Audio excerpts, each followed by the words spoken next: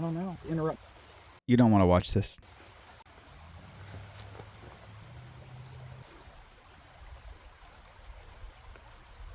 Did I ever tell you about the story about Leo from my elementary school days? No. Huh. Yeah. I don't know if I didn't tell you that because I didn't think you'd believe me, or if it's because I was ashamed that I played a role. But interrupt. Huh? I don't think But around 1980-ish, when I was around 9 or 10-ish. Gotcha. This small, relatively small community that we lived in, there was this childless couple that always wanted to have a kid.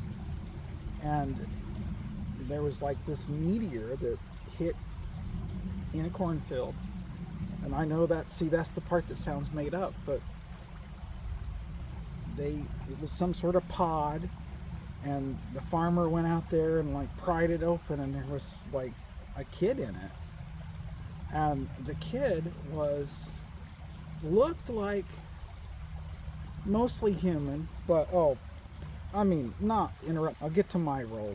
The childless farmer and his wife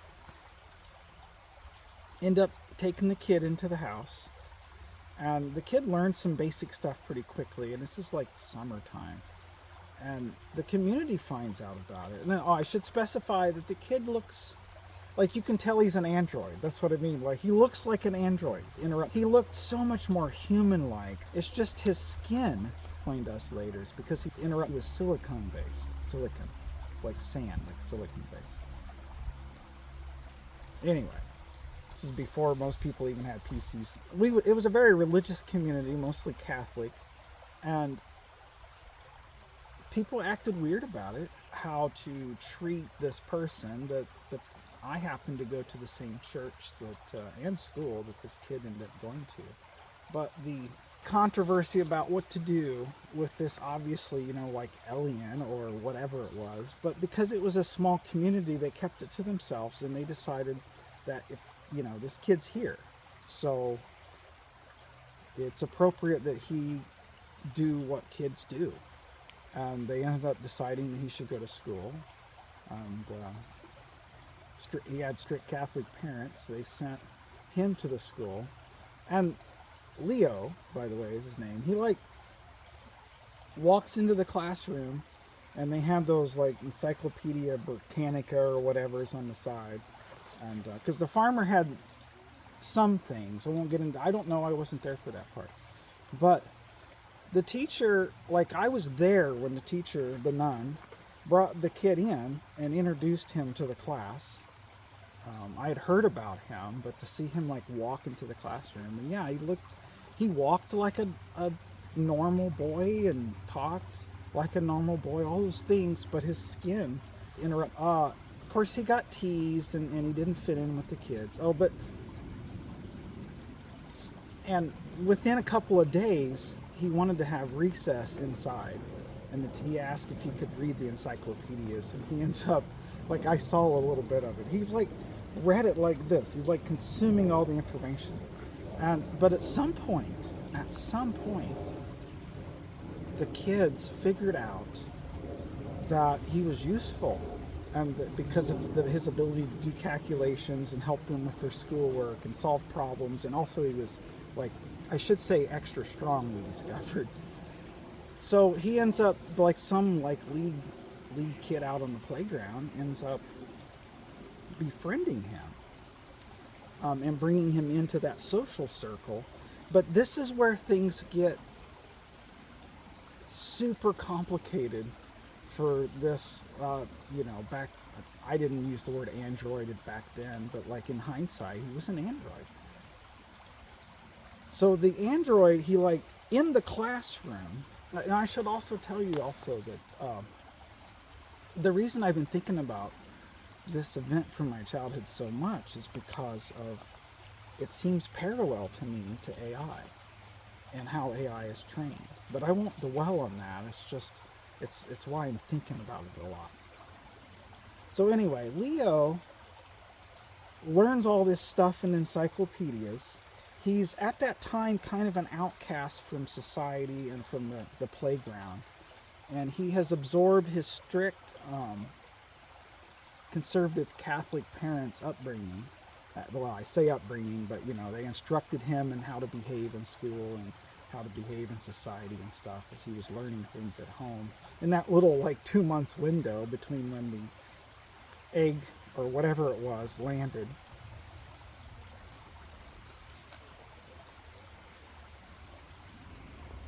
Interrupt. Leo learns the school material quickly, and he learns what things he's not supposed to say out loud in the classroom.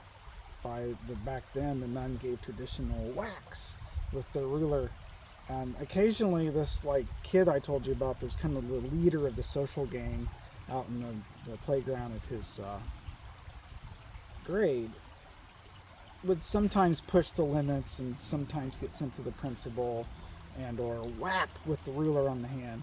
And although it didn't actually seem to physically hurt Leo, he still, avoided this. And so then he ends up becoming an asset to the school because he ends up doing the trivia contest for the school and being really good at it. And at the same time, he's beginning to be accepted out in the playground because remember that Billy, I think his name was, the head of the social group, accepted him in. But he learned there were different rules out on the playground, and this used to perplex him. And he didn't, in the playground, you had to say certain cuss words in order to be cool. But in the classroom, you got hit with the ruler if you used those same words. And it really confused him for a while, but he ended up building some sort of dual subroutine, he's described it, in his brain, where, depending on it, was situationally, if he was in one setting out in the playground, he had his playground rules, and then he also had his nun rules, or even parental rules. Anyway, blah, blah, blah. Things were going okay. He was being, accepted and valued by both of these communities somehow at the same time.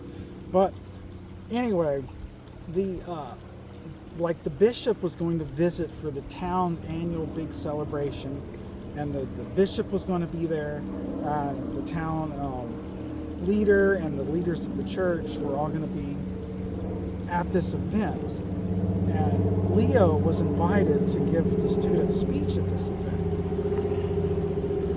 Perhaps they're looking for Leo.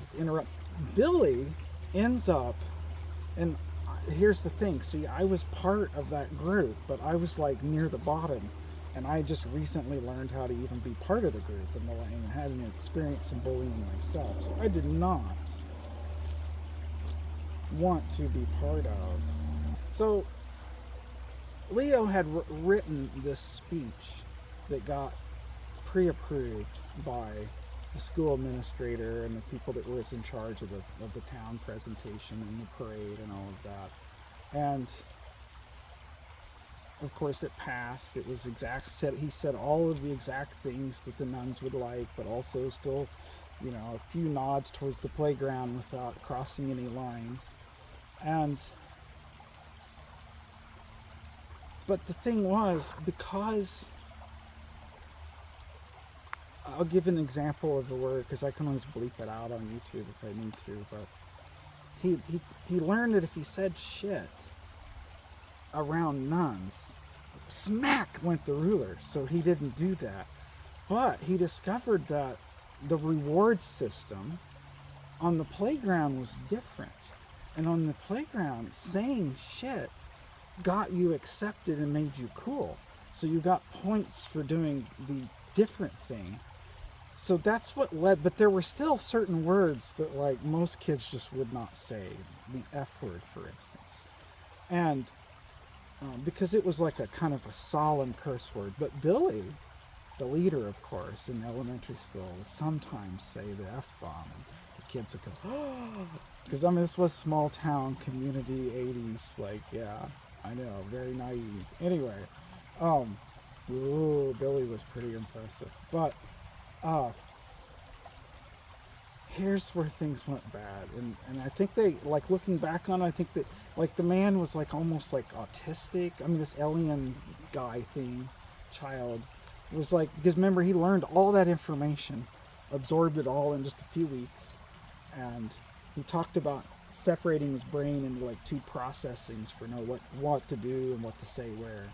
So Billy convinced him that fuck was such a sacred word that it wasn't used at all except in certain situations to show the absolute highest respect. But that everyone in society, in the same way that there was words that you said here but they meant that, and words that you didn't say here that meant this in the playground. And because Leo's parents or the school had never explained, interrupt Billy convinces Leo that because of the way that you say this here and there, and because of how solemn this word is, that what he needs to do is to write the speech in such a way that it says, "Thank you, Principal so-and-so. I want to thank you as many times as I can. I can't possibly thank you enough." And that he would need to write it in such a way that people would understand that you use the word thank in, it was like a sacred word. Fuck's a sacred word. So you wrote down thank, but only in the actual ceremony itself did you say the actual word. So he goes up. He didn't understand. He didn't have any of the context of life that maybe other people understood. And he like, because no one told him. So he goes up to the podium and he's like, I wanted, like, whatever he said, but he starts saying things like, I want to fuck the mayor of this town. I want to fuck the citizens of this town, repeatedly. And meanwhile, like, Billy's like snickering in the corner. Everyone, believe it or not, is so stunned. Like they can't believe this is happening. This star student, this model person that like is doing these, like, why is he doing this? So like, they want to shut him down, but they're like, anyway, I won't go on and on about everybody in the list. But, you know, because Billy had helped Leo craft the thing in a way. Anyway, the whole town, I know the story just sounds funny up to this point, but after the town got out of the horror of whatever happened, the whole town ends up shunning him and pointing out that he's an android, and that because he tried to ask questions about the difference in when you could use words and blah, blah, and they shut him down. They pinned him up. His parents like grounded him. And everyone at school started shunning him again, and the school administrators also, and like the staff would like shun him, and he was like super despondent. And then the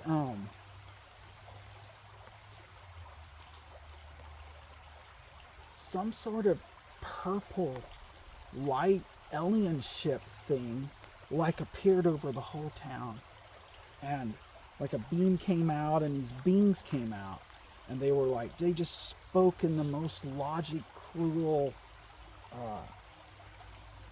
where is our offspring probe? And like the first human, it was like, oh hey, blah blah blah, they went like and just smashed him. And pretty soon, of course, people start panicking as the parents are like walking through town, they just want to get their kid back that they accidentally sent to the wrong spot when they were going on vacation. And it's a very impressionable age for aliens when they're at that age. But anyway, the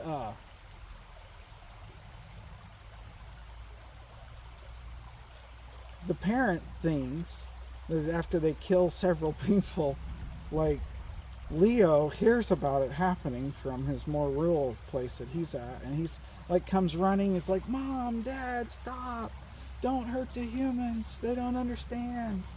And the parents do stop, and the kids, like, you know, they're like, but you know, blah blah blah blah blah, did they not do this to you? Did they not all shun you and mock you and blah blah blah? We've been watching as we've been approaching, once we realized we sent you to the wrong place.